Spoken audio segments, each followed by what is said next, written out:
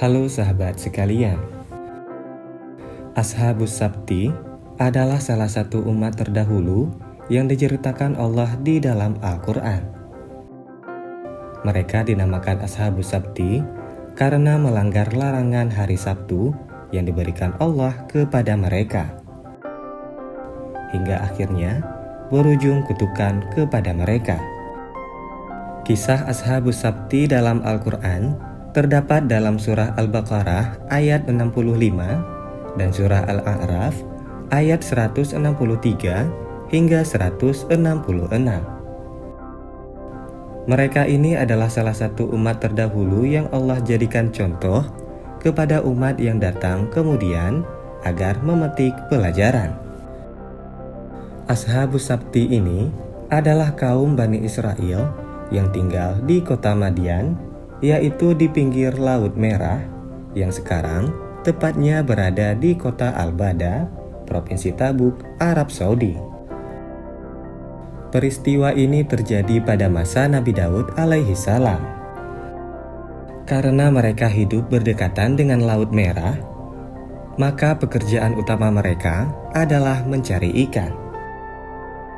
Dahulu kala, kaum Bani Israel pernah terikat perjanjian dengan Allah Subhanahu wa Ta'ala. Awalnya, Allah memerintahkan kaum Bani Israel untuk beribadah dan mengagungkan hari Jumat. Karena pada hari tersebut memiliki banyak sekali keutamaan dan kemuliaan dibanding hari selain Jumat.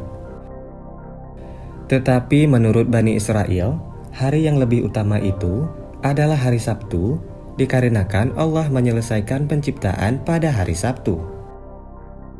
Kemudian, ditetapkanlah hari yang dipilih kaum Bani Israel itu. Hari Sabtu lantas menjadi hari suci dan hari ibadah bagi orang-orang Yahudi Bani Israel. Di hari itu pula, Allah mengkhususkan dan mewajibkan Bani Israel untuk melaksanakan ibadah. Setelah penetapan itu, maka orang-orang Bani Israel tidak diperkenankan untuk bekerja di hari Sabtu, karena hari tersebut adalah hari khusus untuk beribadah. Mereka diharamkan melakukan berbagai macam pekerjaan, termasuk memancing ikan di hari tersebut. Allah kemudian menguji ketaatan kaum Bani Israel yang pada waktu itu tinggal di pesisir pantai laut tersebut. Allah menjadikan ikan-ikan banyak bermunculan dan berdatangan di tepi pantai pada hari Sabtu.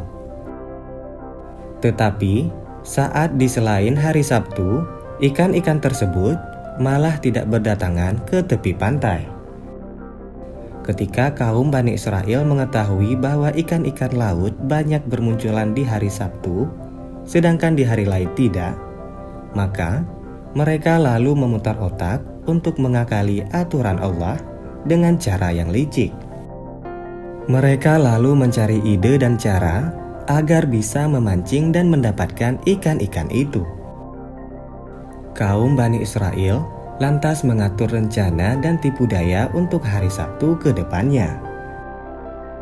Ketika datang hari Jumat, mereka memasang jaring-jaring ikan dan membuat tambak-tambak ikan di lokasi di mana biasanya ikan-ikan muncul pada hari Sabtu.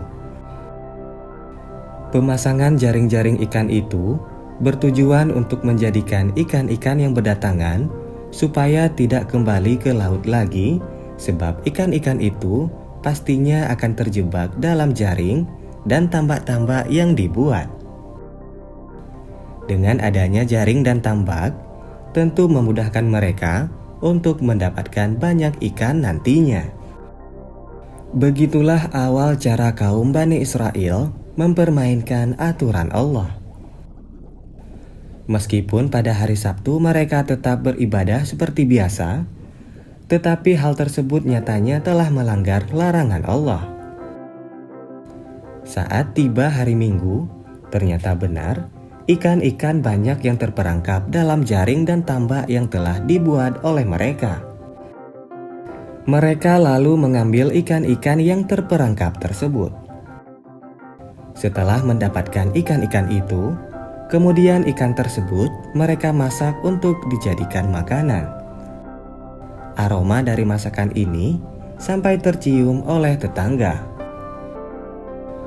Perbuatan dan pelanggaran itu tidak hanya dilakukan 1-2 kali saja, namun terus berulang-ulang setiap Sabtu depannya. Kemudian, cara ini mulai banyak dilakukan banyak orang.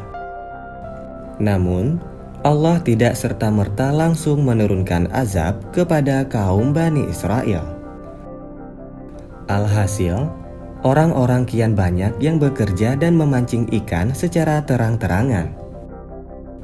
Mereka menangkap ikan, lalu menjual hasil tangkapannya ke pasar-pasar. Tipu daya dan muslihat mereka terjadi sebab hati mereka menyimpang dan tipisnya ketakwaan mereka. Tetapi, tidak semua orang-orang Ashabus Sabti melakukan pelanggaran itu. Mereka terbagi menjadi 3 macam golongan. Golongan yang pertama, mereka adalah golongan para pelanggar janji Allah.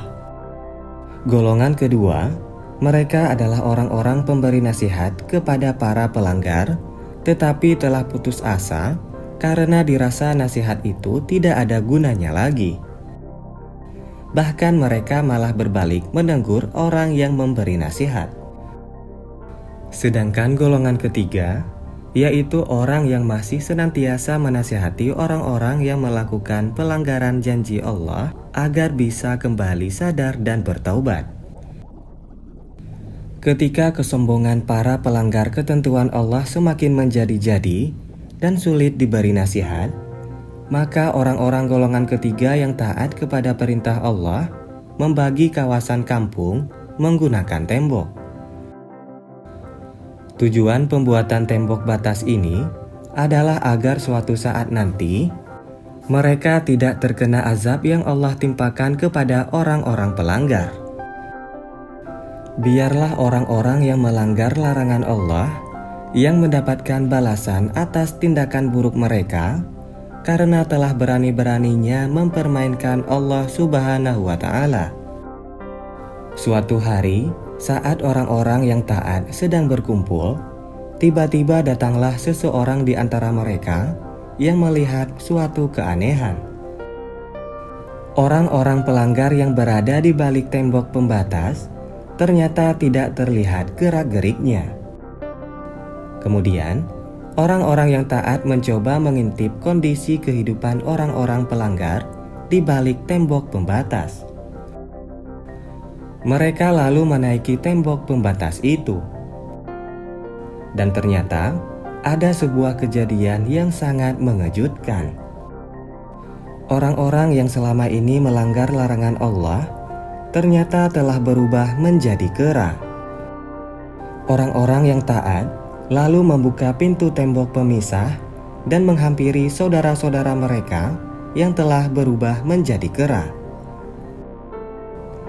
Namun sayangnya, mereka tidak bisa mengenali saudara-saudara mereka lagi. Berbeda dengan para pelanggar yang telah dikutuk menjadi kera, mereka masih bisa mengenal saudara mereka dari kalangan manusia. Namun sayangnya, kera-kera tersebut hanya bisa mendatangi dan menciumi baju saudaranya itu sembari menangis-nangis. Namun, orang-orang yang taat tidak bisa menolong dan berbuat apa-apa lagi dan hanya bisa berkata, "Bukankah kami sudah melarang dan menasihati kalian?" Akhirnya, kera-kera tersebut hanya dapat menyesali perbuatan dan kesalahan mereka sembari menganggukkan kepalanya. Kera-kera tersebut sangat menderita dan bernasib sial. Mereka tidak bisa makan minum dan tidak diberikan keturunan. Akhirnya, mereka hanya bisa bertahan hidup selama 3 hari. Dan setelah itu, mereka mati meninggal dunia. Itulah azab pedih untuk orang-orang yang melanggar larangan Allah di hari Sabtu. Sahabat Tabipedia, itulah pembahasan tentang Ashabus Sabti. Kisah kaum yang dikutuk menjadi kera akibat melanggar perintah Allah. Jika ada hal lain yang ingin dibahas, silakan tulis di kolom komentar. Terima kasih telah menonton video ini, dan sampai bertemu pada video selanjutnya.